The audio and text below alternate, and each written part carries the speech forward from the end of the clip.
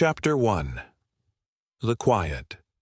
Beginning, it was one of those dreary autumn evenings in the year 1895, when the fog of London seemed to seep into the very bones of the city, wrapping its inhabitants in a shroud of damp melancholy. The streets of Baker Street were alive with the muffled clatter of hansom cabs, their wheels grinding against the slick cobblestones while the gas lamps flickered like hesitant sentinels against the encroaching dusk. I, Dr. John Watson, had returned to our familiar lodgings at 221B after a long day attending to my modest medical practice, my mind preoccupied with the mundane ailments of my patients, coughs exacerbated by the chill air, fevers that refused to break.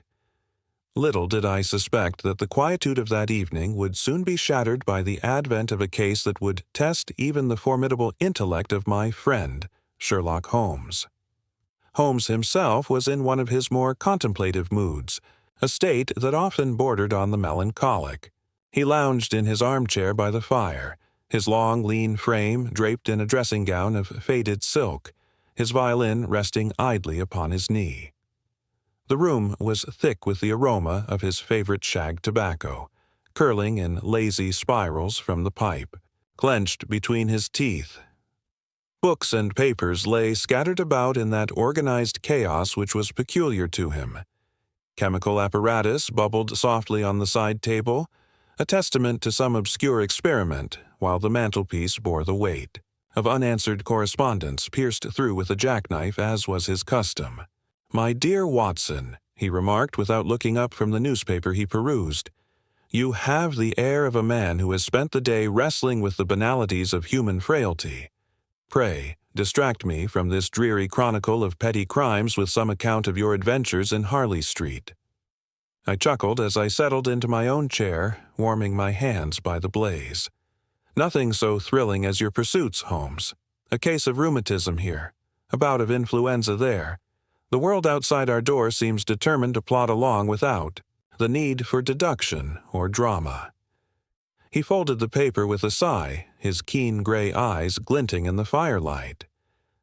"Ah, but drama lurks in the shadows, Watson. It is merely a matter of perceiving the threads that bind the ordinary to the extraordinary. Take this fog, for instance. It conceals as much as it reveals. One might pass a murderer in the street and mistake him for a mere pedestrian." I was about to retort with some light-hearted rejoinder when a sharp rap echoed from the street door. Below, Mrs. Hudson's footsteps pattered up the stairs, followed by the murmur of voices. Moments later, our landlady appeared at the threshold, her face flushed with the cold. "A gentleman to see you, Mr. Holmes," she announced. "He seems most agitated, sir. Says it's a matter of the utmost urgency." Holmes's eyes sharpened with that familiar spark of interest. "Show him up, Mrs. Hudson. And Watson, if you would be so kind as to stoke the fire, our visitor may require its warmth." The man who entered our sitting room was of middle age, perhaps 45, with the bearing of one accustomed to authority, yet now bowed by some invisible weight. His attire spoke of rural gentility, a tweed coat dusted with the mud of country, lanes, sturdy boots that had seen recent travel, and a hat clutched tightly in gloved hands. His face was pale, lined with anxiety, and his eyes darted about the room as if seeking reassurance in its familiar confines. A faint scent of damp earth clung to him, mingled with the sharper tang of horse sweat, evidence, I surmised, of a hasty journey from the countryside. "Mr. Sherlock Holmes?" he inquired, his voice trembling slightly with a Devonshire accent. "I am Sir Reginald Hargrove, of the silent estate near Dartmoor. I have heard of your remarkable faculties, sir, and I come to you in desperation. There is a shadow over my home, a curse, some whisper, that threatens to engulf us all." Holmes gestured to the chair opposite him, his manner calm and inviting. "Pray, be seated, Sir Reginald. Compose yourself and relate your tale from the beginning. Omit no detail, however insignificant it may seem. Watson, a brandy for our guest. He appears chilled to the core." I poured a measure from the decanter, and Sir Reginald accepted it gratefully, taking a sip before launching into his narrative. It began some months ago, Mr. Holmes, with the death of my uncle, Lord Everett Hargrove. He was a reclusive man, obsessed with his collections, artifacts from his travels in Egypt and the Orient. Among them was a peculiar relic, a golden crocodile idol, said to carry an ancient curse. Superstitious nonsense, I thought, but since his passing, strange events have plagued the estate. He paused, his hands twisting the brim of his hat. Lord Everett died in his study, apparently of a heart seizure, but the circumstances were odd. The room was locked from within, the windows barred, no sign of intrusion. Yet his face was contorted in terror, and clutched in his hand was a scrap of paper bearing 4 symbols, hieroglyphs perhaps, or some code. The coroner ruled it natural causes, but whispers among the servants speak of the crocodile's curse. Holmes leaned forward, his interest piqued. This idol, describe it if you will, and the symbols on the paper? Sir Reginald shuddered. The idol is about a foot in length, wrought in gold with emerald eyes. As for the symbols, they resembled a bird, a wave, a reed, and a serpent, crude, as if drawn in haste. But that is not all. My uncle's will was discovered shortly after, a document fraught with peculiarities. It divides the estate among 4 heirs, myself, my cousin Amelia, my brother-in-law, Mr. Victor Langford, and a distant relative, Dr. Elias Thorne. Each receives a portion, but tied to conditions. Riddles, almost, referencing buried secrets and the fatal 4. I exchanged a glance with Holmes, who remained impassive, though I could see the wheels turning in his mind. And the disappearance? Holmes prompted gently. Sir Reginald's eyes widened. How did you? Ah, yes, I mentioned high stakes in my thoughts, but no, the disappearance came later. 2 weeks past, my cousin Amelia vanished from the estate. She was last seen walking in the overgrown gardens at twilight. No trace, save for a single footprint in the mud, not hers, and a torn piece of fabric from her shawl snagged on a thorn bush. The local constabulary has searched the moors, but to no avail. They suspect she eloped or met with foul play, but I fear it connects to the curse, or worse, to the will. The estate is isolated, Mr. Holmes. Fog rolls in from the Dartmoor tors, and the house itself creaks with age, its halls echoing like a tomb. The man's voice broke, and he buried his face in his hands for a moment. Holmes steepled his fingers, gazing into the fire. Intriguing, he murmured. A locked-room death, a cursed relic, cryptic symbols, a contested will, and now a disappearance. Tell me of the suspects, the other heirs. Sir Reginald straightened. There is Amelia, of course, spirited but headstrong, with a fondness for adventure novels. She argued with my uncle over his reclusiveness. Then Mr. Langford, my sister's husband, a financier from London, always pressing for investments in the estate's lands. He has debts, I suspect. Dr. Thorne, the scholar, obsessed with Egyptology, like my uncle. He arrived unannounced after the death, claiming kinship. And the servants, old Mrs. Grimshaw, the housekeeper, loyal but secretive, Jenkins, the gardener, with a limp from some old injury, and young Eliza, the maid, who swears she heard whispers. In the night, Holmes nodded slowly. And Inspector Lestrade? Has Scotland Yard been involved? Not yet, sir. The local police dismiss it as coincidence, but if Amelia is not found, I implore you, Mr. Holmes, come to the silent estate. Unravel this web before more harm befalls us. There was a pregnant silence, broken only by the ticking of the clock on the mantel. Holmes rose abruptly, his energy ignited.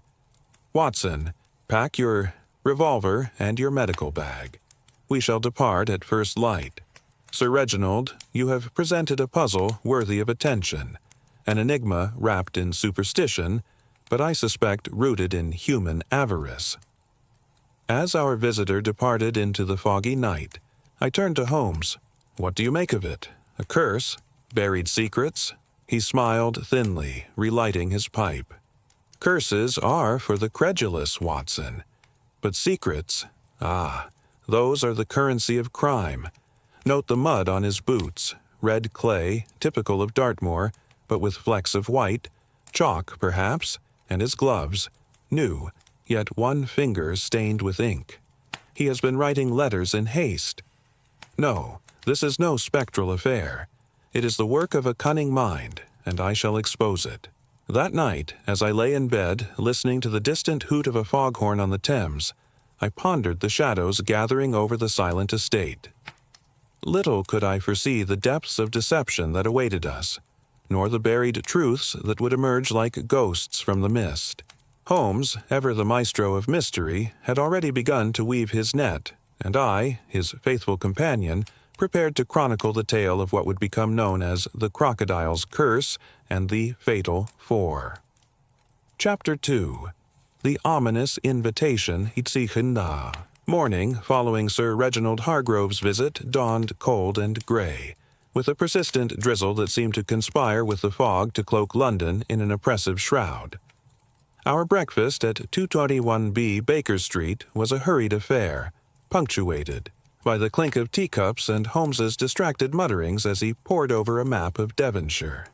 His mood was one of suppressed excitement, his lean fingers tapping rhythmically on the table, a sure sign that his mind was already racing through the labyrinth of possibilities presented by the case. I, Dr. John Watson, packed my revolver and medical kit with a sense of foreboding, for the tale of the silent estate, with its whispers of curses and cryptic symbols, had stirred a disquiet in my heart that even Holmes's confidence could not entirely dispel. We caught the early train. From Paddington, the platform bustling with porters and the hiss of steam. Sir Reginald awaited us, his face drawn and pale as though the weight of his troubles had deepened overnight. He spoke little during the journey, save to reiterate his fears for his cousin Amelia and the strange atmosphere that pervaded his ancestral home. Holmes, for his part, sat with his eyes half closed, his pipe sending up clouds of smoke as he listened with that peculiar intensity that suggested he was cataloging every word, every inflection, for later scrutiny. The train carried us through the rolling countryside where fields gave way to the rugged tors of Dartmoor, their outlines blurred by mist. At length we disembarked at a small, windswept station where a carriage awaited to convey us to the silent estate. The drive was a silent one, the only sounds the creak of the wheels and the mournful cry of a distant curlew. The landscape grew, wilder, the road winding through bracken and gorse until, at last, the estate came into view. A brooding manor of weathered stone, its turrets half lost in the fog. Ivy clung to its walls like a shroud, and the windows stared down like unblinking eyes. The air was heavy with the scent of damp earth and decay, and I felt an involuntary shiver as we passed through the iron gates, flanked by stone crocodiles, whose emerald eyes glinted eerily in the gloom. As we alighted, Sir Reginald led us into the great hall, where a fire sputtered feebly in a massive hearth. The interior was as oppressive as the exterior. Dark oak paneling, faded tapestries depicting scenes of ancient hunts, and a grand staircase that creaked underfoot. A portrait of Lord Everett Hargrove glowered from above the mantel, his stern. Features framed by a mane of white hair, his eyes seeming to follow us with disapproval. "Welcome to the silent estate, Mr. Holmes, Dr. Watson," said Sir Reginald, his voice echoing in the cavernous space. "I trust you will find the answers we so desperately need." Holmes's gaze swept the room, lingering on the dust motes dancing. In a shaft of light, the worn edges of the Persian rug, and the faint scratches on the oak floor near the staircase. "A curious name, the Silent Estate," he remarked. "Does it live up to its moniker?" Sir Reginald hesitated. "It is called so for the stillness of the moors that surround it. But lately the silence feels unnatural." The servants speak in whispers, and even the wind seems to hold its breath. Before Holmes could respond, a woman descended the staircase. Her movements graceful yet tinged with unease. She was perhaps 30, with auburn hair pinned tightly and a face pale but composed, her eyes betraying a flicker of defiance. Sir Reginald introduced her as Mrs. Clara Langford, wife to Mr. Victor Langford, correcting his earlier mention of Amelia. "Miss Hargrove has not returned," he clarified hastily. "Clara has been staying with us since the tragedy." Mrs. Langford inclined her head. "Mr. Holmes, your reputation precedes you. I only wish your visit were under happier circumstances. My cousin Amelia's absence has left us all in disarray, and the shadow of my uncle's death looms large." Holmes regarded her keenly. "Your uncle's will, Mrs. Langford. Sir Reginald mentioned its peculiarities. Might you elaborate?" She hesitated, glancing at her brother before speaking. "It is a strange document, sir. Uncle Everett was eccentric, obsessed with riddles and antiquities.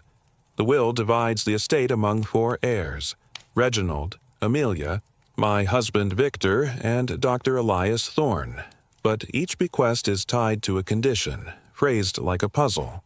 For instance, my portion references the heart of the crocodile, whatever that means, and there is a clause: should any heir fail to meet their condition within a year, their share reverts to the others." "A most provocative arrangement," Holmes murmured, his eyes gleaming. "And the crocodile idol, where is it kept?" "In the study where my uncle died," Sir Reginald interjected. "I can show you, but I warn you, the room has been untouched since the coroner's visit. It unsettles the servants."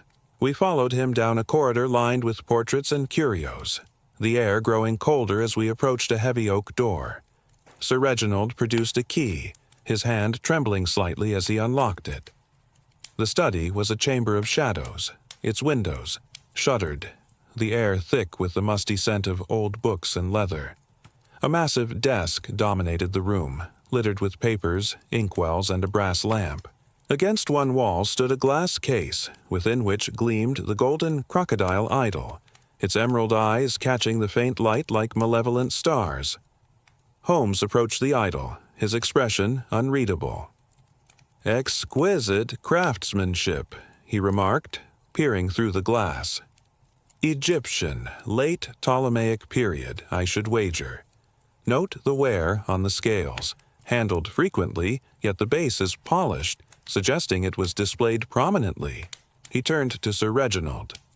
"The paper with the symbols, where is it now?" "Locked in the safe," Sir Reginald replied, pointing to a steel box in the corner. "I thought it prudent, given its strangeness." Holmes nodded, then knelt to examine the floor near the desk. His fingers traced a faint stain on the rug, a dark, irregular patch, barely discernible. "Blood?" I ventured. "Possibly," Holmes said, producing a small glass vial and scraping a sample with a penknife. "Though it could be ink or wine. The coroner's report, did it mention this?" Sir Reginald shook his head. "They found nothing amiss, save for my uncle's expression of terror. The symbols were dismissed as an eccentricity." Holmes rose, his gaze darting to the desk, where a quill lay askew, its tip crusted with dried ink. And yet, eccentricities often conceal truths. "Mrs. Langford, you mentioned Amelia's last known movements. The gardens, I believe?" "Yes," she replied, her voice tight. "She often walked there at dusk, claiming the solitude cleared her mind. That night she did not return for dinner. Jenkins, the gardener, found her shawl and the footprint the next morning." Holmes's lips twitched in a faint smile. "A footprint not her own. Most suggestive. Sir Reginald, I shall require a tour of the grounds and interviews with the household. But first, the will itself. May I see it?" Sir Reginald retrieved a leather-bound document from the safe, its pages yellowed and heavy with legal script.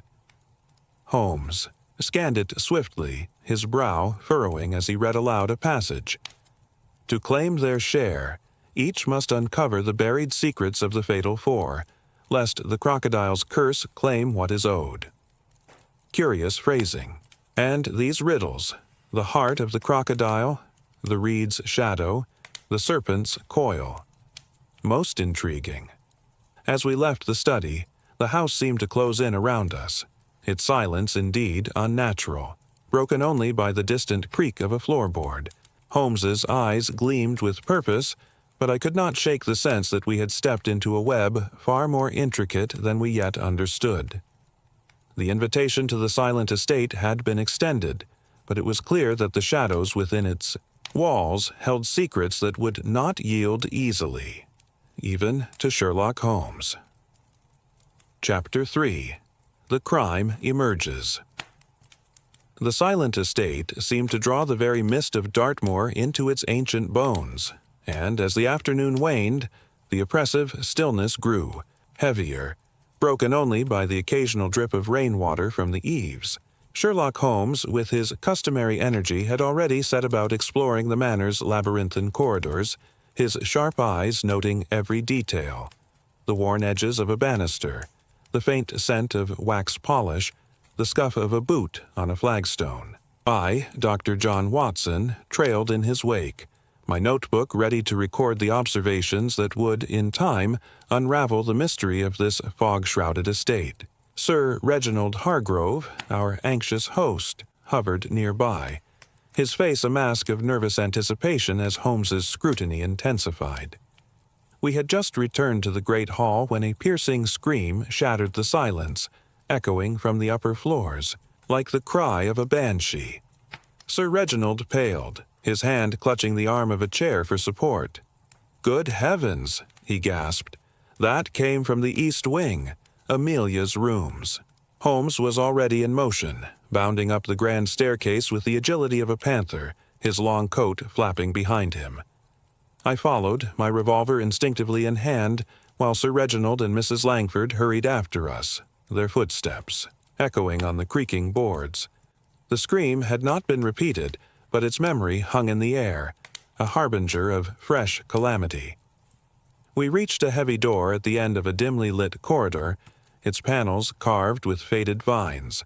Holmes paused, his hand on the knob, his head tilted as if listening to the house itself. "Watson, stand ready," he murmured, then pushed the door open. The room beyond was a lady's chamber, elegantly appointed yet tinged with neglect. Dust gathered on the velvet drapes, and a faint musty odor clung to the air.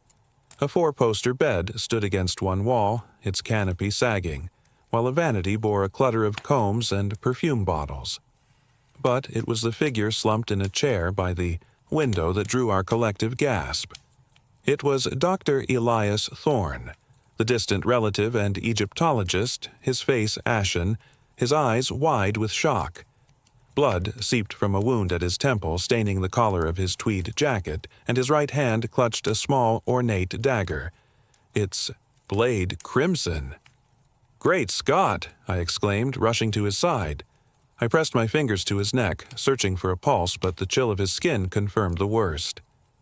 "He's dead, Holmes, struck down not an hour ago, by the warmth of the body." Holmes's eyes narrowed as he surveyed the scene, his gaze darting from the body to the room's details. "A locked-room murder, Watson," he said softly. "Note the door, bolted from within. The windows are latched, and the chimney is too narrow for ingress. Yet here lies Dr. Thorne, dispatched with precision." Sir Reginald staggered, clutching Mrs. Langford's arm. "This is madness. First my uncle, now Elias. The curse. It must be the curse." Holmes shot him a glance of mild disdain. "Curses do not wield daggers, Sir Reginald. Observe the facts. The bolt is intact, the key still in the lock. The murderer was either in this room or possessed a means of entry we have yet to discern." He knelt beside the body, his fingers probing the wound. A single blow, expertly placed, someone skilled with a blade. And this dagger, Egyptian by its design, likely from Lord Everett's collection. Mrs. Langford, her composure fraying, whispered, "But who screamed? That was a woman's voice." Holmes rose, crossing to the window. He unlatched it, peering into the fog below. The scream may have been a diversion, or the killer's alarm. Watson, examine the floor. I crouched, noting a faint smudge of mud near the chair, distinct from the polished boards elsewhere. Red clay, Holmes, like that on Sir Reginald's boots, but mixed with something darker. Peat, perhaps? Precisely, Holmes said, his voice tinged with satisfaction. And see here. He pointed to a single drop of wax on the rug, hardened but still soft at its core. A candle was extinguished recently, yet none are lit in this room. Curious. At that moment the door burst open, and a young woman in a maid's uniform stood trembling in the threshold. It was Eliza, the servant Sir Reginald had mentioned, her face pale and her eyes wide with terror. I heard the scream, sirs," she stammered. "I was in the linen closet nearby. It came from this room, I swear it." Holmes regarded her keenly. "And what were you doing in the linen closet, Eliza, at this hour?" She flushed, twisting her apron. "Folding sheets, sir. Mrs. Grimshaw's orders. I heard no footsteps, only the scream, then silence." Holmes nodded, though his eyes betrayed a flicker of skepticism. "Very well. Remain in the hall, Eliza. We shall have questions for you presently." As she retreated, Sir Reginald sank into a chair, his hands trembling. "What does this mean, Mr. Holmes? First Amelia vanishes, now Elias is murdered, here in a locked room. Is there no end to this nightmare?" Holmes paced the room, his movements precise yet restless. "It means, Sir Reginald, that the silent estate is anything but silent. There is a pattern here, a design woven with care. Dr. Thorne's death is no isolated act. It connects to your uncle's demise and, I suspect, to Miss Amelia's disappearance." He paused, lifting a small object from the vanity, a hairpin bent at an odd angle.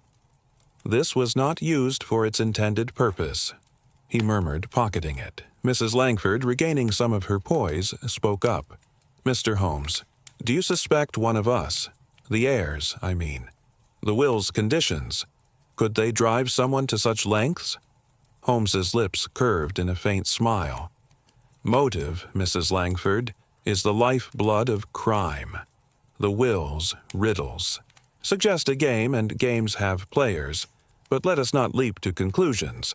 Watson, summon the household. I wish to see them all, servants included, in the great hall within the hour."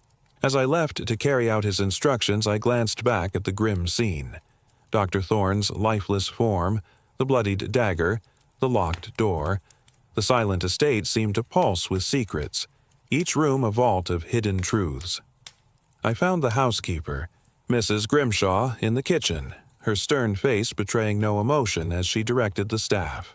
Jenkins, the gardener, limped in from the grounds, his boots caked with the same red clay I had noted earlier.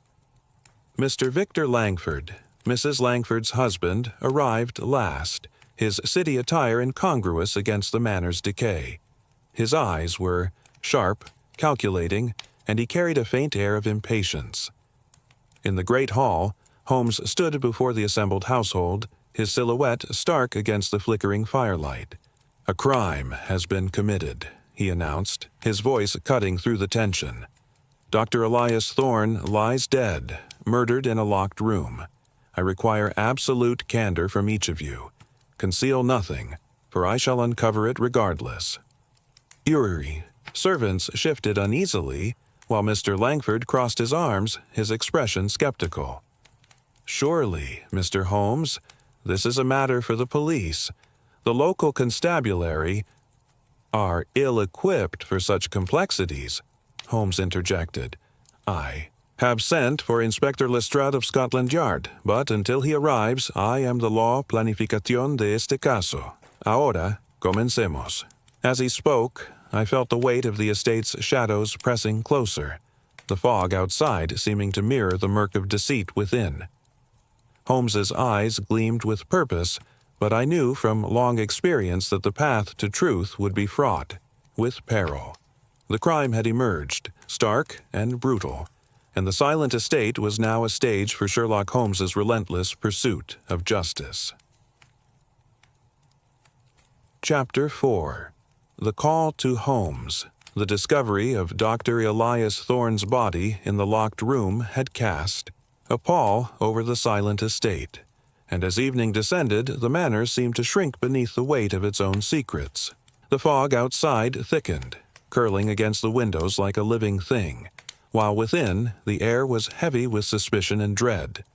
Sherlock Holmes, undeterred by the grim scene we had just witnessed, had taken charge with his characteristic vigor, his mind already sifting through the tangle of clues that lay before us. I, Dr. John Watson, felt the familiar stir of anticipation mixed with unease, for I knew that Holmes's pursuit of truth would lead us into the heart of this darkening mystery. After dismissing the household with instructions to remain available, Holmes suggested we retire to the library to review the facts thus far. Sir Reginald, still shaken, offered to have tea brought, but Holmes waved him off, his focus razor-sharp. "Time is of the essence, Sir Reginald," he said. "I require solitude to think, and Watson's presence to keep my thoughts grounded. We shall reconvene at dinner." The library was a cavernous room, its shelves groaning under the weight of ancient tomes and curios from Lord Everett Hargrove's travels. A fire crackled in the grate, casting flickering shadows across the walls, where maps and faded etchings of Egyptian ruins hung in heavy frames. Holmes paced before the hearth, his hands clasped behind his back, his eyes half closed as if visualizing the crime in his mind's eye.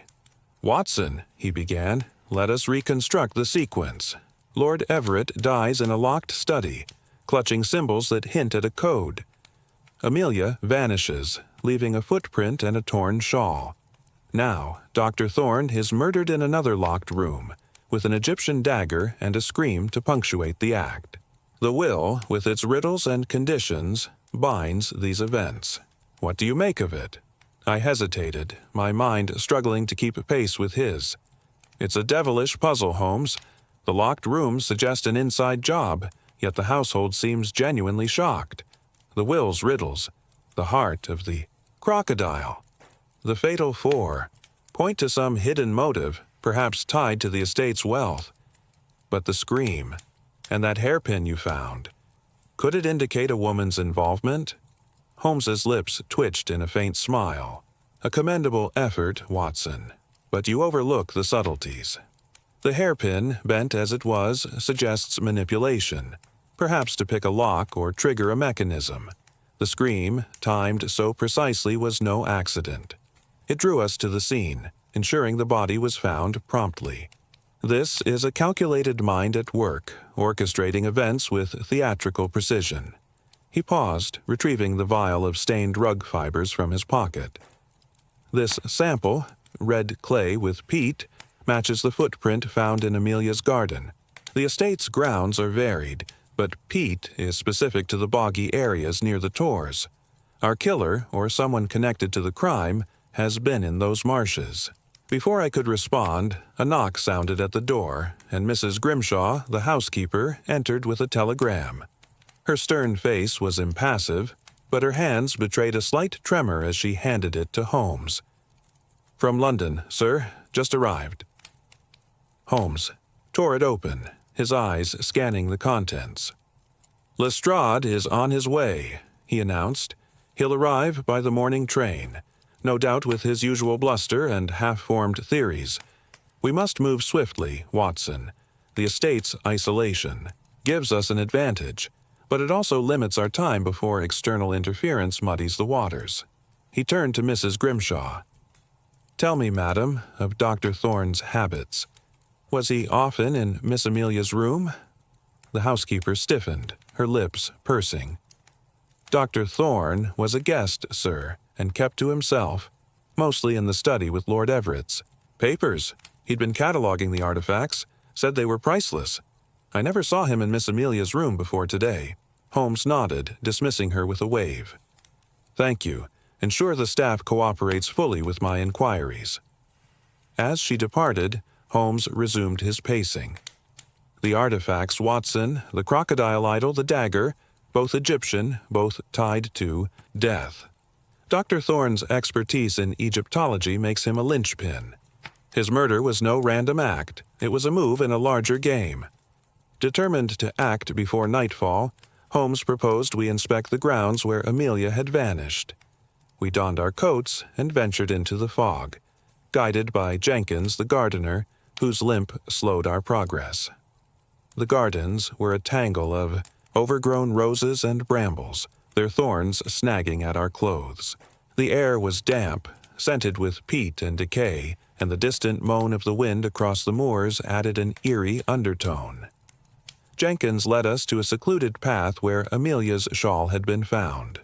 Holmes knelt, his magnifying glass glinting as he examined the ground. The footprint, still visible in the drying mud, was deep and broad, too large for a woman's boot, and not a match for Jenkins' own heavy soles. A man's print, Holmes murmured, but note the irregularity in the heel. A worn boot, or perhaps a deliberate alteration to mislead. He traced the path to a thorn bush, where a scrap of green fabric hung limply. Amelia's shawl, I said, recalling Sir Reginald's description. Indeed, Holmes replied, plucking it free. But observe the tear, clean, not frayed. This was cut, not caught. Someone staged this scene to suggest a struggle or flight. As the light faded, Holmes's gaze swept the horizon, where the fog obscured the tors. The bog lies yonder, he said, pointing. A dangerous place, Watson, where a misstep could swallow a man whole. If Amelia is there, alive or otherwise, we must search at first light. We returned to the manor, where dinner was a tense affair. Mr. Victor Langford joined us, his manner brusque, his conversation peppered with complaints about the estate's upkeep and the delays in settling the will. Mrs. Langford, seated beside him, was subdued, her eyes darting to Holmes as if seeking reassurance. Sir Reginald barely touched his food, his thoughts clearly on the mounting tragedies. The servants, Eliza, Mrs. Grimshaw, and Jenkins, moved silently, their faces masks of deference, though I sensed unease in their glances. After dinner, Holmes drew me aside. Watson, tonight we must be vigilant. The killer is among us, and Thorne's death has accelerated their plans. I shall spend the evening studying the will and those symbols. You, my dear friend, must keep watch on the household. Note their interactions, their alibis. Every gesture may betray them. As I took up my post in the great hall, the fire casting long shadows across the tapestries, I felt the weight of Holmes's trust. The silent estate was a crucible of secrets, and with each passing hour the stakes grew higher. Lestrade's arrival would bring official scrutiny, but I knew it was Holmes alone who could pierce the veil of deception. The call to action had been sounded, and as the clock struck midnight, I steeled myself for the unraveling of the crocodile's curse. Chapter 5. The Initial Observations. The night had passed uneasily at the silent estate, with the fog pressing against the windows like a spectral tide. I had kept watch in the great hall as Holmes had instructed, noting the household's movements, though little of note occurred save for the occasional creak of the manor's ancient timbers and the distant howl of wind across the moors. Sherlock Holmes, true to his word, had sequestered himself in the library, poring over Lord Everett's will and the cryptic symbols found clutched in the dead man's hand. By morning, his eyes were bright with that feverish intensity that signaled a breakthrough, though he shared little of his thoughts as we prepared to revisit the scene of Dr. Elias Thorne's murder. The east wing, where Thorne had met his end, was bathed in the pale light of dawn, the fog outside lending an ethereal glow to the corridor. Holmes led the way, his step purposeful, his magnifying glass at the ready. I followed, my medical bag slung over my shoulder, while Sir Reginald trailed behind, his face etched with exhaustion and dread. The locked room, still sealed save for our entry the previous day, awaited us like a puzzle box yet to be opened. Holmes paused at the door, examining the lock with meticulous care. "No signs of tampering," he murmured, running his fingers along the keyhole. "The bolt is heavy, well-oiled and secure, yet someone entered, or was already within." He pushed the door open, and we stepped into the chamber, the air still heavy with the faint metallic tang of blood. The scene was as we had left it. Dr. Thorne slumped in the chair, the Egyptian dagger in his hand, the blood now dried to a dark crust on his temple. Holmes circled the body, his eyes darting from the corpse to the surroundings. "Watson, your medical expertise, what can you tell me of the wound?" I knelt beside Thorne, careful not to disturb the scene. "A single blow to the right temple," I said, peering closely. "The dagger's blade is narrow, consistent with the wound's depth. Death was instantaneous, likely from a severed artery. The angle suggests the attacker stood to his right, striking downward with force." Holmes nodded, his gaze shifting to the dagger itself. "An artifact, not a weapon of convenience. Its presence is deliberate. A signature, perhaps, or a misdirection." He turned to the window, unlatched but undisturbed since our last visit. No footprints outside, no marks on the sill. The fog would preserve any trace, yet there is none. He dropped to his knees, examining the floor with his glass. The smudge of mud and peat we had noted yesterday was still visible, but Holmes's attention fixed on a faint scratch near the chair's leg, a thin, curved mark, barely perceptible. "Curious," he said, tracing it with a finger. "This was made by metal, not a boot. Something dragged, perhaps, or a tool used in haste." Sir Reginald, hovering near the door, wrung his hands. "Mr. Holmes, what does it mean? How could anyone enter a bolted room and leave no trace?" Holmes rose, brushing dust from his trousers. "Patience, Sir Reginald. The room is not as impregnable as it seems. Observe the fireplace." He crossed to the hearth, a narrow stone recess barely wide enough for a child. "Too small for a man, yet." He reached up the chimney, his fingers probing the soot. A faint clink sounded, and he withdrew. A small, blackened object, a brass key, its surface tarnished but intact. "A duplicate key," I exclaimed. "Possibly," Holmes replied, turning it over in his hand. "Or a decoy. Its placement suggests intent, but whether to unlock the door or to mislead us, I cannot yet say." He pocketed the key, his expression inscrutable. Next, he turned to the vanity where the bent hairpin still lay. He held it up, twisting it in the light. "This, Watson, is no mere trinket. Its shape suggests use as a lockpick, or perhaps to manipulate a hidden mechanism. The room may hold secrets beyond its lock." As he spoke, a faint rustle came from the corridor, and Eliza, the maid, appeared, her face pale. "Begging your pardon, sirs," she said, her voice trembling. "Mrs. Grimshaw sent me to ask if you need anything. The household's in a state, what with Dr. Thorne's death." Holmes regarded her with that piercing gaze that seemed to strip away pretense. "Eliza, you were in the linen closet when the scream was heard. Did you notice anything unusual before or after? Footsteps, a shadow, perhaps a scent?" She hesitated, her eyes darting to Sir Reginald. "No, sir, just the scream, so sudden it made my heart leap. I ran to fetch help straight away." Holmes nodded, dismissing her with a gesture. "Thank you, Eliza. Stay close." As she retreated, he murmured to me, "Her apron was freshly starched yesterday, yet now it bears a faint stain. Ink, I wager. She has been handling papers, or perhaps something more incriminating." We moved to the desk where a few scattered papers caught Holmes's eye. Among them was a notebook, its pages filled with Thorne's cramped handwriting, notes on Egyptian, artifacts with sketches of the crocodile idol and references to Sobek's wrath and the guardian's secret. One page bore a rough copy of the 4 symbols found in Lord Everett's hand: a bird, a wave, a reed, and a serpent. Holmes traced them with a finger. "These are not hieroglyphs in the traditional sense," he said. "They resemble a cipher, perhaps a personal code devised by Lord Everett. Thorne was close to deciphering it, I suspect, which may explain his fate." Sir Reginald, listening intently, interjected. "Dr. Thorne was obsessed with my uncle's collection. He said the Hii idol held a secret, a compartment perhaps, or a map to something valuable. Could that be the heart of the crocodile?" Holmes's eyes gleamed.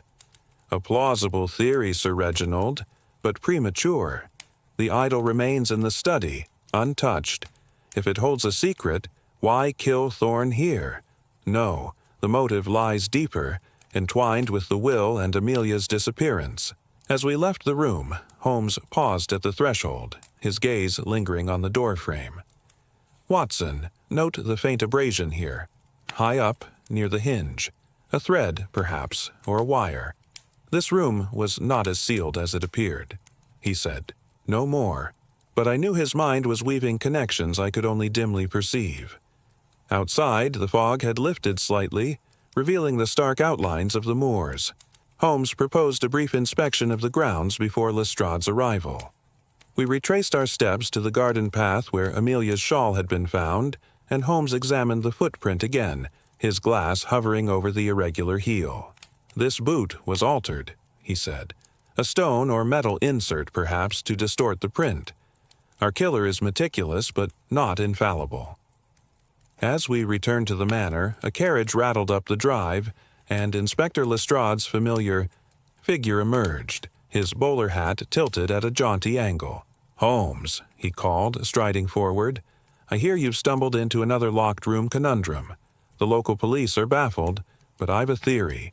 Suicide, perhaps, staged to look like murder." Holmes's smile was thin. "Lestrade, your optimism is as predictable as it is misplaced. Join us, but tread lightly. The silent estate is a delicate web, and we are only beginning to unravel its threads." As Lestrade followed us inside, I felt the weight of the case pressing heavier. Holmes's initial observations had illuminated fragments of the puzzle, the key, the hairpin, the cipher, but the larger picture remained elusive.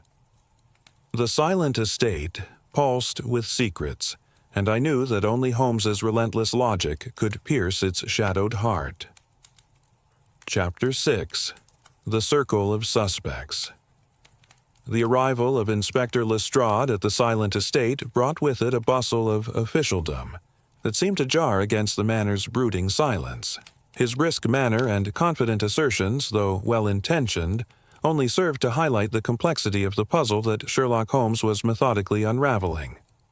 By mid-morning, the great hall had become a stage for inquiry, its heavy tapestries and flickering firelight lending an almost theatrical air to the proceedings.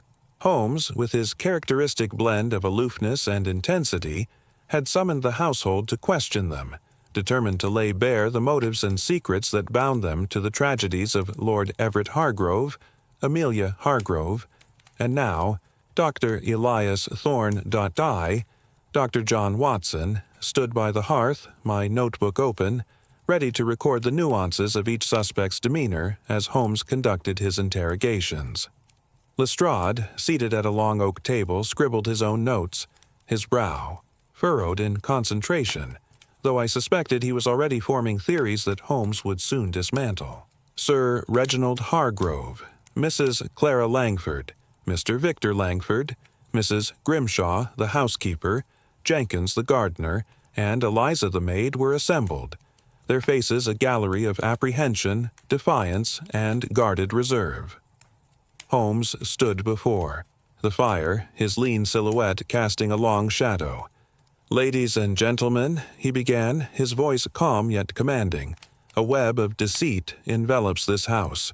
Lord Everett's death, Miss Amelia's disappearance and Dr. Thorne's murder are not isolated events but threads in a single tapestry. Each of you holds a piece of the truth. Conceal it at your peril, for I shall uncover it." He turned first to Sir Reginald, whose pallor had not improved since the discovery of Thorne's body. "Sir Reginald, let us begin with you. Your uncle's will names you an heir, contingent on solving a riddle, the Reed's shadow. What progress have you made in deciphering it?" Sir Reginald shifted uncomfortably, his hands twisting together. "None, Mr. Holmes. The phrase is cryptic, and I've been preoccupied with Amelia's absence and now this horror. My uncle was fond of puzzles, but I never shared his enthusiasm. I assumed the condition was a formality until these events." Holmes's eyes narrowed. "And your financial state?" "The estate is vast, but maintaining it is costly." "Have you debts?" Sir Reginald flushed. "Some, yes. The estate's income has dwindled. Tenants leaving, lands unprofitable. But I'd not kill for it, if that's what you imply." Holmes waved a hand dismissively. "I imply nothing. I observe." He turned to Mrs. Langford, whose auburn hair gleamed in the firelight. "Mrs. Langford, your riddle speaks of the heart of the crocodile. You mentioned your husband's financial troubles. Could you elaborate?" Mrs. Langford's composure wavered, her eyes darting to her husband. "Victor has investments in London, speculative ventures that have not always prospered. My uncle's will offered hope, but the conditions, I thought them mere eccentricities. As for the crocodile, I assumed it referred to the idol, but I've no notion of its heart." Mr. Victor Langford, a stout man with a florid complexion, bristled. "See here, Holmes, my finances are my own affair. Yes, I've had reverses, but I'm no murderer. I was in the billiard room with Jenkins when Thorne was killed. Ask him." Jenkins, standing stiffly at the back, nodded. "Aye, sir. Mr. Langford was with me, playing a game. We heard the scream, same as the others." Holmes's gaze shifted to the gardener, whose weathered face and limping gait suggested years of toil. "Jenkins, you found Miss Amelia's shawl. Did you see anyone else in the gardens that evening?" The gardener's eyes flicked downward. "No, sir. It was foggy, hard to see far. I was pruning the roses near the path when I spotted the fabric. The footprint was there, too, big like a man's." Holmes nodded, then turned to Mrs. Grimshaw, whose stern demeanor seemed unshaken. "Mrs. Grimshaw, you've served the Hargroves for decades. Lord Everett trusted you implicitly. Did he ever speak of his will or its riddles?" The housekeeper's lips tightened. "His lordship was private, sir. He spoke of his travels, his artifacts, but not the will. I knew he was writing it, locked, in his study for days, but he shared nothing with me. As for Dr. Thorne, he was always poking about the collection, muttering about secrets. I kept my distance." Finally, Holmes addressed Eliza, who stood twisting her apron, her eyes wide with nervousness. "Eliza, you heard the scream from the linen closet. You claim to have seen nothing, yet your apron bears an ink stain. Fresh, I note. Have you been handling documents?" Eliza's cheeks reddened.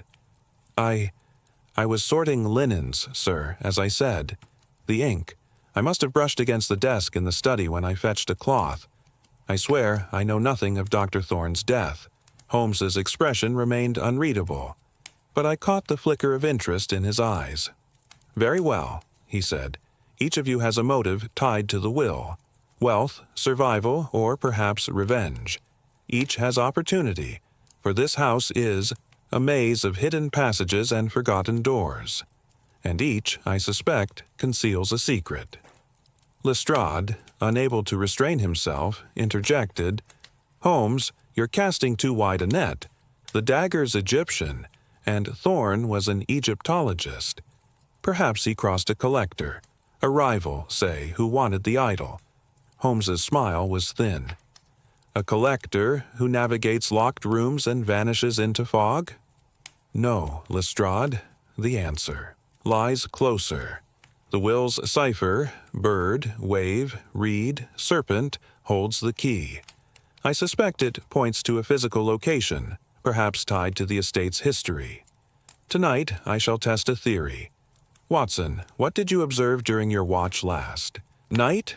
I cleared my throat, glancing at my notes. Little out of the ordinary, Holmes. Mr. Langford retired early, claiming a headache. Mrs. Langford lingered in the drawing room, reading. Sir Reginald paced the corridors until midnight. The servants were quiet, though I heard Eliza moving. About near the kitchen, past her usual hours. Holmes nodded. Significant, Watson. Eliza's nocturnal wanderings and that ink stain suggest more than household duties. He turned to the group. I shall require access to your personal effects.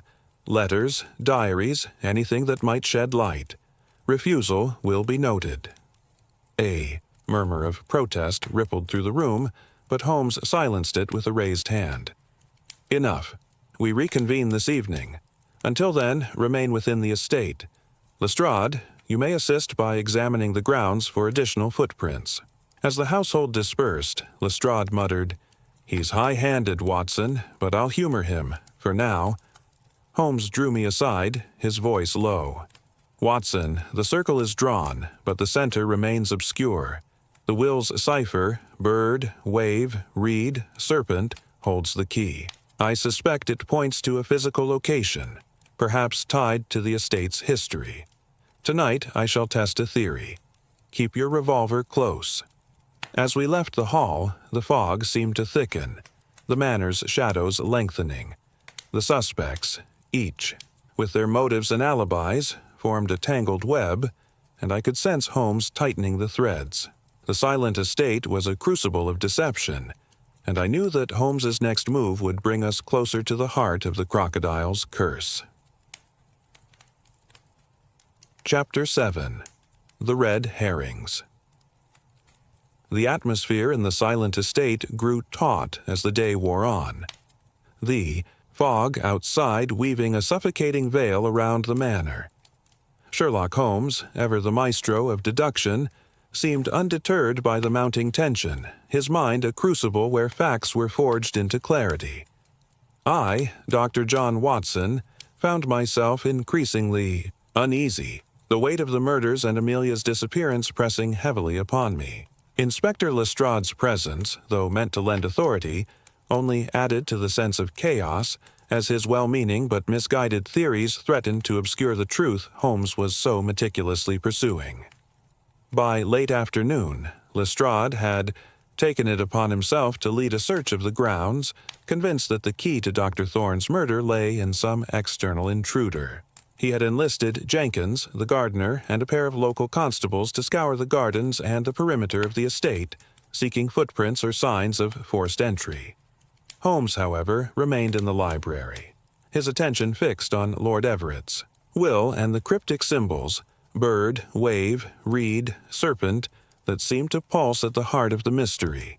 I joined him there, my notebook filled with observations from the morning's interrogations, though I confess I felt adrift in the sea of motives and alibis. Watson, Holmes said, glancing up from a pile of papers, Lestrade's enthusiasm is commendable, but he chases shadows. An intruder scaling walls in this fog, leaving no trace save a single footprint? Preposterous. The answer lies within these walls, in the minds and secrets of the household. I nodded, though I couldn't help but voice my doubts. But Holmes, the locked rooms, Lord Everett's study, Thorne's murder scene, how can anyone enter and leave without a trace? And that footprint in the garden, it suggests someone from outside, doesn't it? Holmes's eyes gleamed with a mix of amusement and exasperation. Red herrings, Watson, carefully placed to divert us. The footprint's altered heel, the shawl's clean cut, the key in the chimney, all designed to mislead. Our killer is no phantom. They walk among us, cloaked in familiarity. He tapped the will, its yellowed pages spread before him. This document is the fulcrum, the riddles, the heart of the crocodile, The reed's shadow, are not mere whimsy. They point to something tangible, a secret Lord Everett guarded and Thorne perhaps uncovered. As he spoke, Lestrade burst into the library, his face flushed with exertion. "Holmes, we found something," he announced, brandishing a small object wrapped in a handkerchief. Near the garden wall, half buried in the mud, a man's cufflink engraved with an L. It's not Jenkins, nor Sir Reginald's. Could belong to an outsider, perhaps Langford's, or someone he hired. Holmes took the cufflink, examining it through his magnifying glass. Silver, well worn, with a monogram. Interesting, Lestrade, but hardly conclusive. The L could indeed point to Victor Langford, but it could also be a plant, left to incriminate him. Where exactly was it found? By the rose trellis near where Miss Amelia's shawl was discovered, Lestrade replied, his tone triumphant. The ground was disturbed, as if someone climbed the wall. I've got men searching the moors now for tracks leading to the bog. Holmes's smile was thin. A commendable effort, Lestrade, but I fear you've been led astray. The cufflink is too convenient, its placement too deliberate. Our killer wants us to look outward, to suspect a stranger. Yet the locked rooms and the cipher tell a different story. He handed the cufflink back. Keep it safe, but do not build your case upon it. Lestrade bristled but pocketed the evidence. You're too quick to dismiss, Holmes. I've sent for the coroner to re-examine Thorne's body, and I'm questioning the servants again. That maid, Eliza, she's nervous, hiding something. I wager she knows more than she lets on. Holmes nodded absently, his attention returning to the will. Question away, Lestrade, but tread lightly. The truth is fragile, and heavy boots may crush it. As Lestrade departed, I turned to Holmes. He's fixated on Eliza and this cufflink. Could there be merit in his suspicions? Possibly, Holmes replied, but Eliza's ink-stained apron and nocturnal wanderings suggest a role, not a mastermind. The cufflink is a distraction, like the altered footprint. Our killer is clever, Watson, weaving a tapestry of false leads.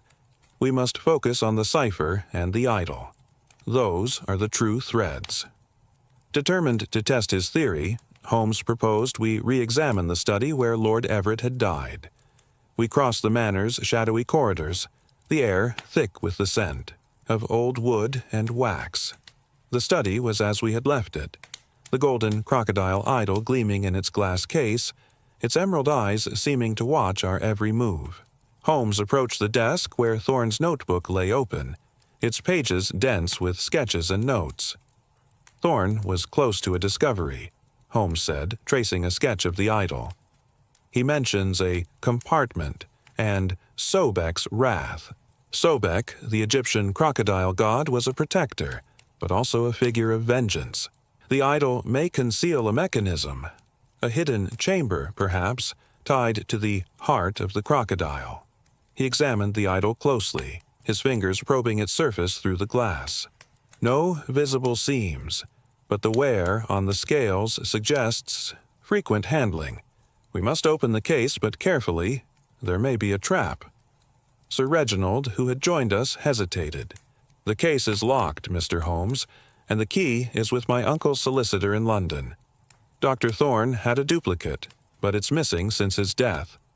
Holmes's eyes narrowed. Convenient. Yet another key lost to this house of secrets. No matter. I have my methods. He produced a small tool from his pocket, a slender pick, and within moments the case clicked open. The idol was heavier than it appeared, its gold surface warm to the touch. Holmes turned it over, his fingers searching for a catch or seam, but found none. Patience, Watson, he said, sensing my frustration.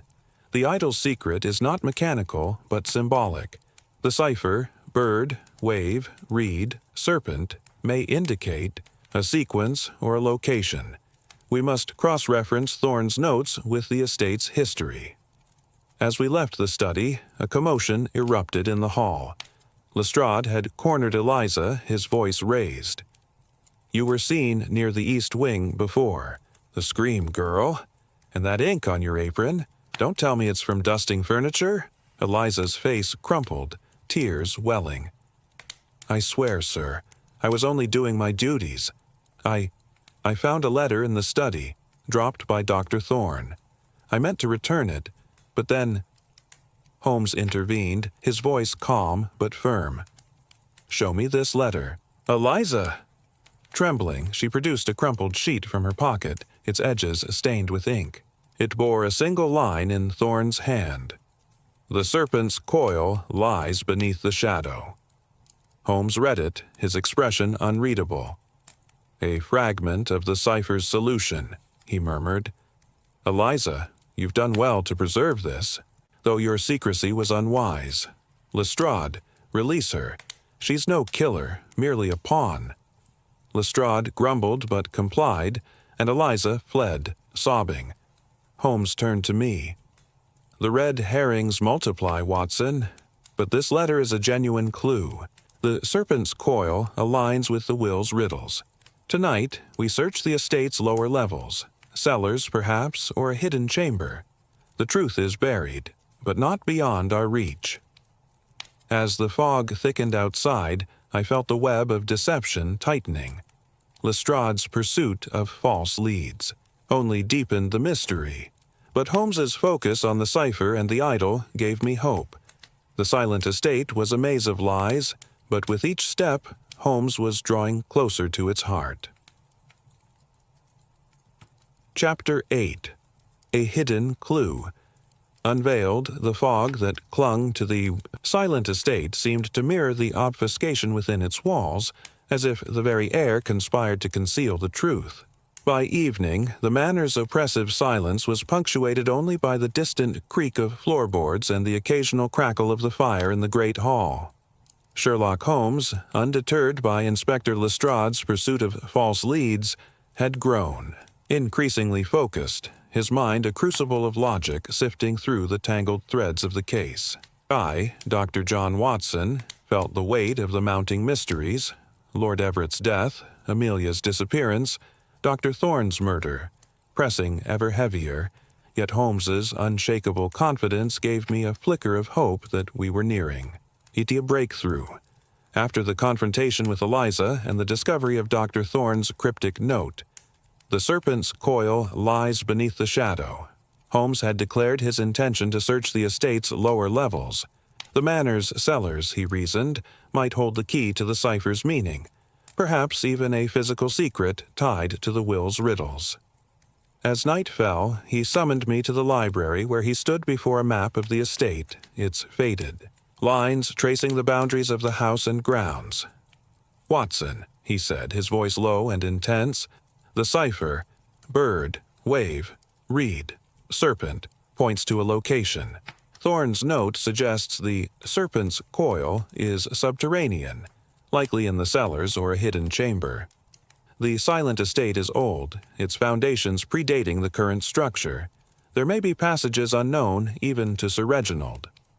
I glanced at the map, its details obscured by age.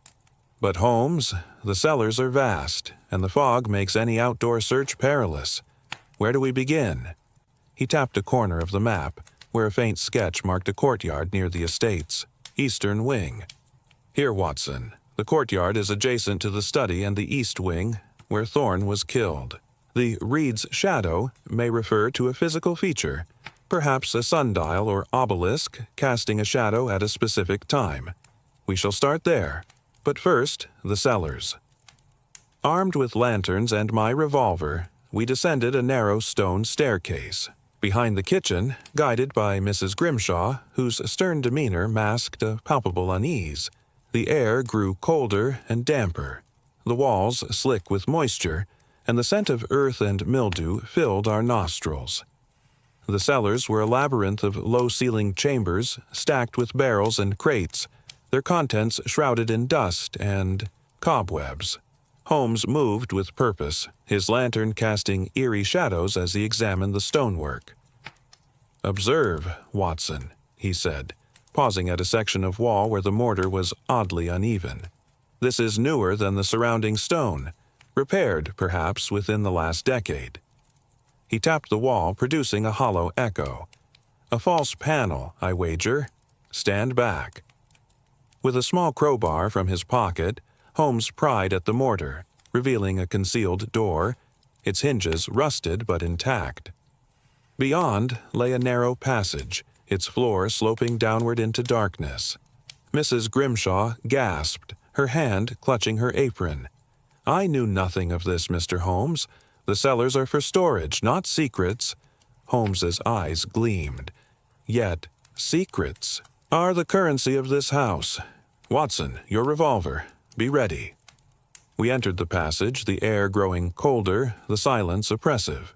At its end, we found a small chamber, its walls carved with crude symbols: a bird, a wave, a reed, and a serpent, etched in a circle around a stone slab in the floor. "The cipher!" I exclaimed. "It's here, carved into the stone." Holmes knelt, tracing the symbols with a finger. "Indeed, Watson, this chamber is no mere cellar. It's a vault, likely built by Lord Everett or an ancestor. The slab is the key." He pressed the serpent symbol, and a faint click echoed.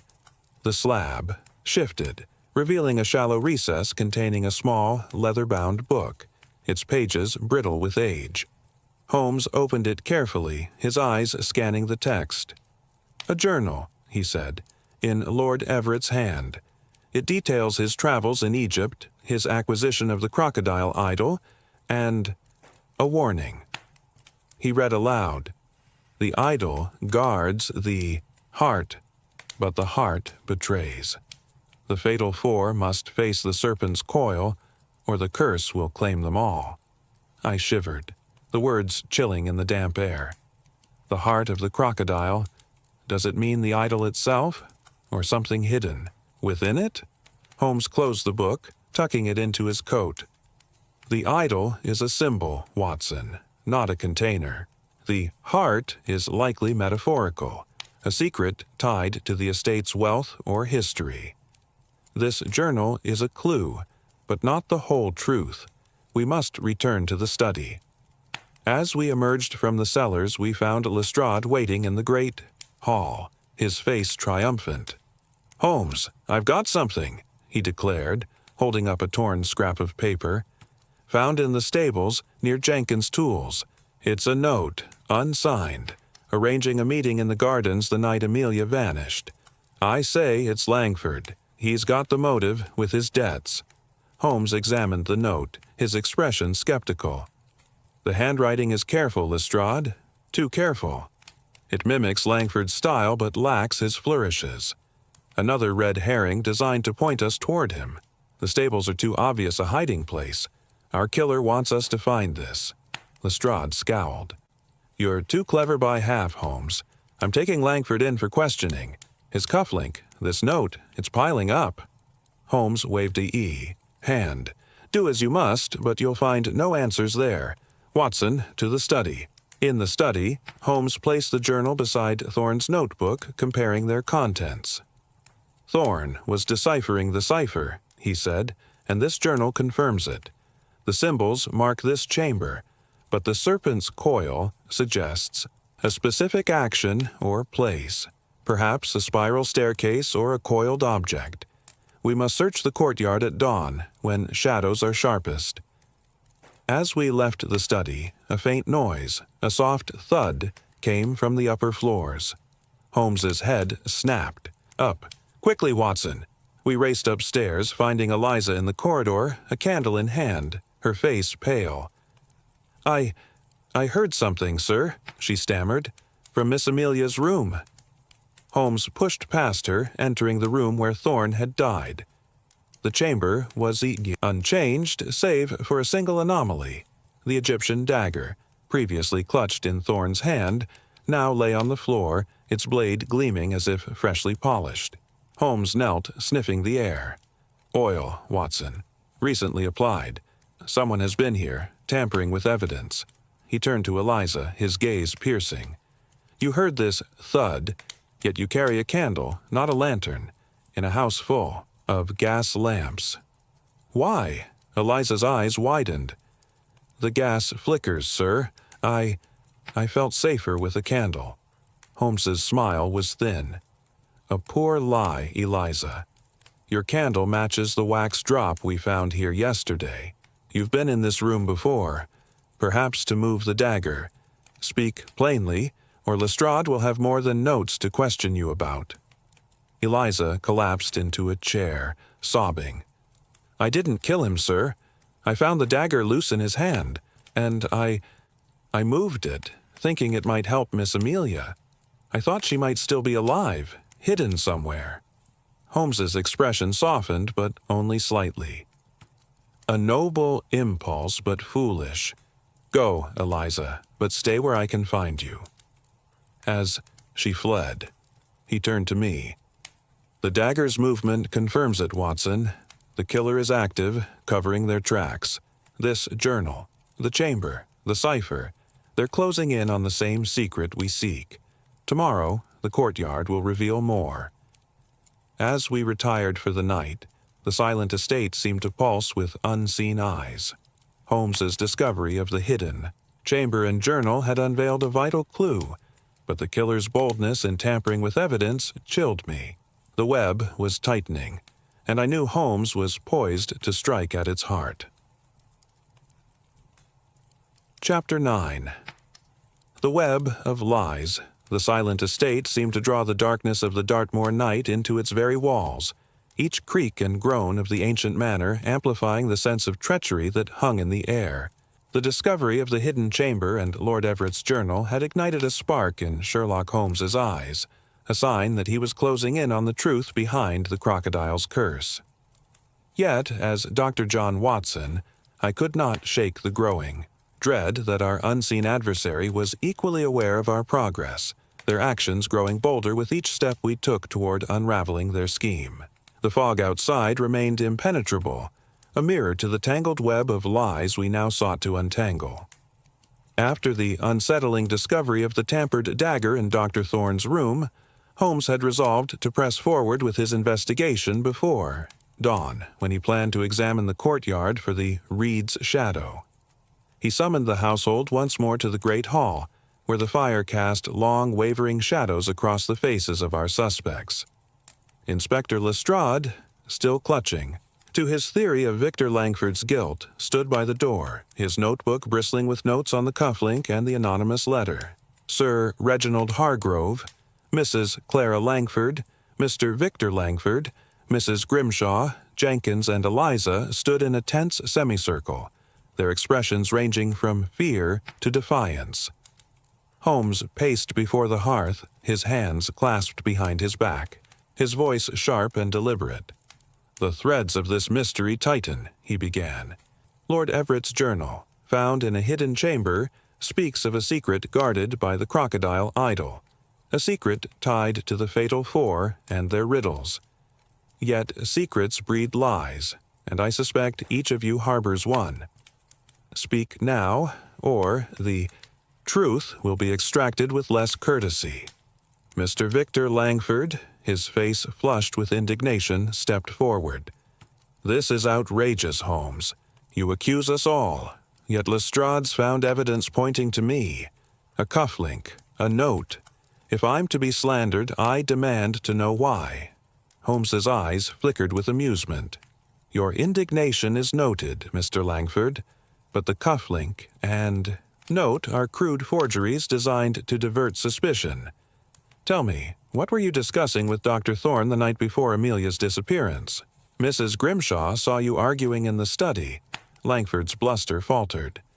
We discussed the estate's finances. Thorne believed the idol was worth a fortune, wanted to sell it to a museum. I urged him to consider private buyers. My debts are no secret, but I'd not kill for it." Mrs. Langford, her composure fraying, interjected. "Victor, you never told me this. Why keep it from me?" Holmes turned to her, his gaze piercing. "Indeed, Mrs. Langford, your husband's secrecy is telling, but you too have been less than forthcoming. The night Amelia vanished, you were seen in the gardens, not reading in the drawing room as you claimed. Jenkins glimpsed a woman's figure near the rose trellis." Mrs. Langford paled, her hands twisting her shawl. I couldn't sleep. I walked briefly, hoping to clear my mind. I saw nothing of Amelia, I swear. Holmes nodded, his expression unreadable, then turned to Mrs. Grimshaw. And you, madam, who have served this house for decades, Lord Everett trusted you with his keys, yet you claim ignorance of the hidden chamber. Is there nothing you wish to confess? The housekeeper's stern facade cracked, her voice low. I knew of the passage, sir, but not its purpose. His lordship used it to store private papers years ago. I swore never to speak of it. After his death, I thought it unimportant, until Dr. Thorne began asking about hidden rooms. Holmes's eyes narrowed. And you told him nothing? Curious, for a housekeeper so attuned to the estate's secrets. He shifted to Jenkins. You, sir, with your limp and your knowledge of the grounds, did you ever see Dr. Thorne near the bog, or perhaps digging in the gardens? Jenkins' weathered face tightened. No, sir, I keep to my duties. Dr. Thorne was always in the study, not the grounds. I found Miss Amelia's shawl, as I said, but nothing more. Finally, Holmes fixed his gaze on Eliza, who trembled under his scrutiny. Eliza, your candle matches the wax drop in Thorne's room, and your apron bears ink from a letter you concealed. You claim loyalty to Amelia, yet you hide truths. What else have you seen or done? Eliza's voice broke. I loved Miss Amelia, sir. She was kind to me. I found another paper in the study, after Lord Everett's death. A map, torn, with the same symbols. I hid it, thinking it might protect her. I'll fetch it now. She fled, returning moments later with a crumpled fragment, its edges singed, bearing a partial sketch of the estate with the symbols marked at key points. The courtyard, the study, the east wing, and a spot near the bog. Holmes studied the map, his fingers tracing the lines. A map to the serpent's coil, perhaps, he murmured. The symbols align with locations, not objects.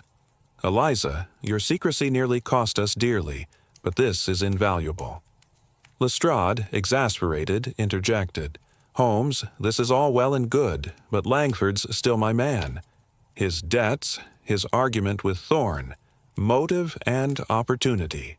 Holmes's smile was thin. Lestrade, your persistence is admirable, but you see only the surface. The lies we've uncovered, Langford's secret meeting, Mrs. Langford's nocturnal walk, Mrs. Grimshaw's hidden knowledge, Eliza's concealed map, point to a deeper conspiracy. The fatal four are not just heirs. They are players in a game Lord Everett devised, one that has turned deadly. He turned to me, his voice low. Watson, the map confirms my theory. The cipher marks a trail. The courtyard at dawn will reveal the reed's shadow, but we must also search the bog. Amelia's fate is tied to it, I'm certain. As the household dispersed, their secrets laid bare yet unresolved, Holmes drew me aside. The web of lies is unraveling, Watson, but the killer grows desperate. Tonight I shall set a watch on the study. You, my friend, must guard the courtyard. If anyone moves toward the bog, follow discreetly. I nodded, my revolver a comforting weight in my pocket. As I took up my post in the shadowed courtyard, the fog swirling around the stone obelisk at its center, I felt the weight of the lies we had exposed. Each suspect had revealed a fragment of truth, but the whole remained elusive. Holmes's relentless logic was peeling back the layers, yet I sensed the killer was watching, waiting for their moment to strike. The silent estate was a cauldron of deceit, and dawn would bring us closer to its boiling point. Chapter 10. The Confrontation. The silent estate stood shrouded in the pre-dawn gloom, its stone walls looming like silent sentinels as the fog began to thin, revealing the jagged outlines of the Dartmoor tors. Sherlock Holmes, ever vigilant, had spent the night in the study, poring over Lord Everett's journal and the torn map Eliza had produced, his mind weaving the threads of the cipher, bird, wave, reed, serpent, into a coherent pattern. I, Dr. John Watson, had maintained my watch in the courtyard, the cold seeping into my bones as I stood by the stone obelisk, my revolver at the ready. The weight of the night's revelations, each suspect's lies, the hidden chamber, the cryptic clues, pressed heavily, and I sensed the case was hurtling toward a perilous climax. As the first light of dawn crept across the sky, Holmes joined me in the courtyard, his face taut with purpose. "Watson," he said, his voice low, "the reed's shadow will reveal itself now, when the sun's angle is sharpest. Observe the obelisk." He pointed to the weathered stone, its base carved with faint moss-covered symbols that mirrored those of the cipher. As the sun rose, a thin shadow stretched across the courtyard, falling upon a cracked flagstone marked with a serpent's coil.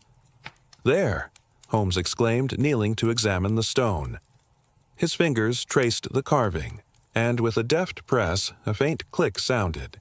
The flagstone shifted, revealing a shallow recess containing a small iron box, its surface etched with the same 4 symbols. "The heart of the crocodile," Holmes murmured, lifting the box carefully. "Not the idol, but this, a repository of Lord Everett's final secret." Before he could open it, a rustle in the nearby shrubbery drew my attention. I raised my revolver, heart pounding, as a figure emerged. Mr. Victor Langford, his face flushed and his eyes wild. "Holmes," he shouted, his voice hoarse, "you found it, haven't you? The treasure, the key to the estate. Hand it." "Over!" Holmes rose, the box clutched in one hand, his expression calm but steely. "Mr. Langford, your timing is impeccable but unwise. Your debts drove you to desperation, did they not? You argued with Thorne, hoping to sell the idol, but when he uncovered this box's existence, you silenced him." Langford's hand trembled as he produced a pistol from his coat. "You know nothing, Holmes. Thorne was a fool, obsessed with riddles. I only wanted what was mine, the estate's wealth hidden by that mad old man. Amelia found out, so she had to go. Now, give me the box." I stepped forward, my revolver trained on him, but Holmes raised a hand. "Stay your hand, Watson. Mr. Langford, your confession is illuminating, but incomplete. You killed Thorne, yes, and staged Amelia's disappearance, but you did not act alone. The locked rooms, the altered footprint, these required a subtler mind." A sharp cry interrupted us, and Mrs. Clara Langford emerged from the shadows, her face pale but resolute. "Victor, stop!" she pleaded, clutching his arm. "It's over. I told you to leave the idol alone, but you wouldn't listen." Holmes's eyes gleamed. "Mrs. Langford, your role was to mislead. Your walk in the gardens, your feigned ignorance. You helped your husband cover his tracks, but you could not erase the cipher's truth. Where is Amelia?" Before she could answer, a shot rang out, not from Langford's pistol, but from behind. Langford staggered, blood blooming on his shoulder, and his weapon clattered to the ground. I spun, spotting Jenkins, the gardener, holding a smoking rifle, his weathered face twisted with rage. "Enough!" he roared. "You'll not ruin it all, Langford." Holmes moved swiftly, disarming Jenkins with a deft twist, while I rushed to Langford's side, pressing my handkerchief to his wound. "He'll live," I said, "but he needs a doctor." Lestrade, alerted by the shot, burst into the courtyard with 2 constables, his face a mask of shock. "Holmes, what in blazes—" "Arrest Jenkins and Mr. Langford," Holmes commanded. "Mrs. Langford, too, for complicity. The conspiracy unravels, Lestrade." Jenkins, not content to be a mere servant, knew of the hidden box from Lord Everett's days. He manipulated Langford's greed, orchestrating Thorne's murder and Amelia's abduction to secure the treasure for himself. Jenkins snarled, struggling against the constables. "I served this house for years, and for what? Scraps. The box holds deeds to lands, wealth Everett hid from us all." Holmes opened the iron box, revealing a bundle of papers. Deeds, indeed, to valuable properties in Egypt and London, along with a note in Lord Everett's hand.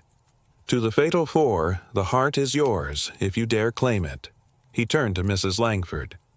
Where is Amelia? Tears streamed down her face. In the bog. She's alive, hidden in a shepherd's hut. Jenkins forced me to help, threatening Victor's life. I swear I meant her no harm. Holmes nodded. To Lestrade. Send your men to the bog. Miss Amelia must be found. As the constables rushed off, he turned to me, his voice low. The cipher led us here, Watson. The bird of flight, the wave of concealment, the reed of direction, the serpent of betrayal. Lord Everett crafted a test, and his heirs failed it, consumed by greed. Lestrade, securing Jenkins, muttered, You've done it again, Holmes, but I'll need a full report for Scotland Yard. Holmes's smile was faint. You shall have it, Lestrade, but first ensure Amelia's safety. The silent estate has spoken, and its secrets are laid bare. As dawn broke fully, the fog lifted, revealing the stark beauty of the moors. Amelia was found, weak but alive, in the hut, confirming Mrs. Langford's story. The confrontation had shattered the web of deceit, but I knew the scars of the crocodile's curse would linger in the silent estate. Holmes, ever the sentinel, fate of truth, had triumphed, yet I sensed his mind was already turning to the next challenge, leaving the shadows of this case behind. Chapter 11. The Denouement. The dawn that broke over the silent estate revealed a landscape transformed, the fog, at last retreating to unveil the stark, windswept beauty of Dartmoor. The events of the morning, Victor Langford's desperate confrontation, Jenkins' betrayal, and the revelation of Amelia's survival, had shattered the web of deceit that had ensnared the manor. Yet, as Dr. John Watson, I knew that Sherlock Holmes would not rest until every thread of the mystery was accounted for, the full scope of the crocodile's curse laid bare. The great hall, where we now gathered, felt less oppressive, as if the truth had lifted a weight from its ancient stones. Amelia Hargrove, pale and weakened from her ordeal, sat wrapped in a blanket, her eyes haunted but resolute. She had been brought from the shepherd's hut in the bog, tended by a local doctor summoned by Inspector Lestrade. Sir Reginald hovered at her side, his relief palpable, though his face still bore the strain of the past days. Mrs. Clara Langford, now under guard, sat in silence, her complicity in Amelia's abduction weighing heavily. Victor Langford, his shoulder bandaged, and Jenkins, the treacherous gardener, were confined under Lestrade's watch, awaiting transport to London for formal charges. Mrs. Grimshaw and Eliza stood at the back, their roles clarified but their futures uncertain. Holmes stood before the hearth, the iron box from the courtyard resting on the oak table. Its contents, deeds to valuable properties and Lord Everett's final note, spread before him. His lean figure seemed to command the room, his voice steady as he addressed the assembly. The silent estate has yielded its secrets, he began, but the cost has been high. Lord Everett Hargrove's will, with its riddles and conditions, was a test of character, one that the fatal four, Sir Reginald, Amelia, Victor Langford, and Dr. Elias Thorne, failed through greed or fear. Let us unravel the final threads. He lifted the note from the box, its words stark in the firelight.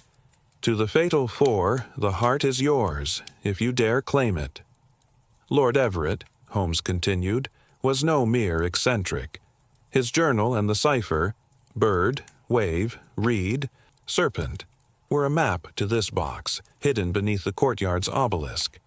The heart of the crocodile was not the golden idol, but these deeds, a fortune in Egyptian and London properties, guarded by the serpent's coil, a reference to the carved flagstone and its secret chamber. Amelia spoke, her voice frail but clear. Mr. Holmes, my uncle warned me about the will, said it would test us. I found a letter in his study, hinting at the deed's location. I went to the gardens to think, but Jenkins followed me. drugged me, and hid me in the hut. He said the wealth was his due for years of service. Holmes nodded. Jenkins, a loyal servant turned traitor, knew of the hidden chamber from Lord Everett's time. He manipulated Victor Langford's desperation, planting the cufflink and note to frame him. Langford, driven by debt, killed Dr. Thorne when he grew too close to the cipher's solution, using the Egyptian dagger to cast suspicion on a mythical curse. Mrs. Langford, torn by loyalty to her husband, aided in Amelia's abduction, though she claims it was under duress. Mrs. Langford's voice broke. I begged Victor to stop, but Jenkins threatened us both. I thought hiding Amelia would keep her safe until the deeds were found. Lestrade, standing with his constables, interjected. Holmes, you've tied it up neatly. But what of Lord Everett's death? Was that murder too? Holmes's eyes darkened. The coroner ruled it natural, but I suspect poison, subtle and untraceable, administered by Jenkins to hasten the will's execution. The symbols in Lord Everett's hand were a final warning, a plea to his heirs to solve the cipher honorably. Jenkins, knowing the secret, ensured they would not. Sir Reginald, his voice trembling, asked, And the locked rooms? How did Jenkins manage it? Holmes produced the bent hairpin from his pocket. A simple trick, Sir Reginald. The hairpin, used as a lockpick, allowed Jenkins to enter and exit Thorne's room, rebolting it from within via a thin wire through the doorframe's abrasion. Lord Everett's study was similarly breached, the key in the chimney a deliberate misdirection. Jenkins' limp, I suspect, is partly affected, masking his agility. Jenkins, shackled, snarled, You've no proof. Holmes, I served this house faithfully. Holmes's smile was cold. Your boots, Jenkins, betray you. The red clay and peat match the footprint in the garden, altered by a metal insert to mislead. Your rifle shot at Langford sealed your guilt. Amelia, clutching her blanket, spoke again. Mr. Holmes, what becomes of the deeds? The will's conditions. Have we all failed? Holmes glanced at the papers. The deeds are yours, Miss Amelia, and Sir Reginald's, as the surviving heirs who did not succumb to treachery. The fatal 4 was a warning, not a curse. Lord Everett sought to protect his legacy, but greed undid his plan. Lestrade, scribbling furiously, muttered, I'll need all this for the yard, Holmes. A conspiracy, murder, abduction, quite a tale. Holmes waved a hand. Write your report, Lestrade, but credit the cipher. It was Lord Everett's final act, and it led us to the truth. As the constables prepared to escort the prisoners to the waiting carriage, I turned to Holmes. You've done it again, Holmes. But at what cost? The estate is saved, but the family is broken. His gaze softened, a rare moment of introspection. Truth is a harsh master, Watson, but it frees more than it destroys. Amelia and Sir Reginald will rebuild, and the silent estate will find its voice. We stepped outside, the morning sun. Now bright, the moors stretching endlessly before us. The manor, once a crucible of secrets, stood bathed in light, its shadows dispelled. Holmes lit his pipe, the smoke curling upward, and I knew his mind was already drifting to the next mystery. The crocodile's curse was broken, its denouement complete, but the echoes of its lessons would linger long in the halls of the silent estate. Chapter 12. The Shadows. Fade. The silent estate, bathed in the golden light of a late summer morning, seemed to exhale the last of its secrets as the echoes of the crocodile's curse faded into memory. The arrests of Jenkins, Victor Langford, and Mrs. Clara Langford had lifted the pall of fear that had gripped the manor, and with Amelia Hargrove's safe return, a fragile sense of hope began to stir.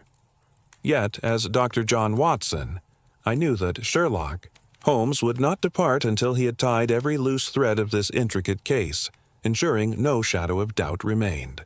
The moors stretched endlessly beyond the manor, their wild beauty a stark contrast to the treachery we had uncovered within its walls. Holmes and I stood in the courtyard, where the obelisk's shadow now lay unremarkable in the midday sun. Its role in revealing the iron box complete. The deeds to Lord Everett's hidden properties, now in Sir Reginald's and Amelia's possession, promised to restore the estate's fortunes, but the cost of their discovery, murder, betrayal, and loss hung heavy. Inspector Lestrade, preparing to depart for London with his prisoners, approached us, his notebook bulging with the details of the case. "Holmes," Lestrade said, tipping his bowler hat, "you've outdone yourself this time. A cipher, a hidden chamber, a conspiracy. It's a story for the ages. Scotland Yard will have a field day with this report." Holmes's lips twitched in a faint smile. "Credit the evidence, Lestrade, not me. The cipher, bird, wave, reed, serpent, was Lord Everett's masterstroke, a puzzle designed to test his heir's integrity. Had they worked together, they might have uncovered the deeds without bloodshed. Instead, greed and deception prevailed." I glanced at the manor where Amelia and Sir Reginald were conferring with the local solicitor, arranging the transfer of the deeds. "Holmes," I said, "you've saved them, but the family is fractured. Can they rebuild after such betrayal?" Holmes lit his pipe, the smoke curling upward in lazy spirals. "Families, like estates, endure through resilience, Watson. Amelia and Sir Reginald have the means to restore the silent estate, and time will mend their wounds. Our task was to unveil the truth, not to dictate its aftermath." Lestrade, overhearing, nodded grudgingly. "Fair enough, Holmes, but I still don't see how you pieced it all together. The locked rooms, the cipher, Jenkins' double game. That hairpin trick was devilishly clever." Holmes exhaled a plume of smoke. "Simplicity cloaked in complexity, Lestrade. The hairpin, the wire through the door frame, the altered footprint, all were misdirections, but they pointed to Jenkins' intimate knowledge of the estate. His limp, exaggerated to deflect suspicion, allowed him to move unnoticed.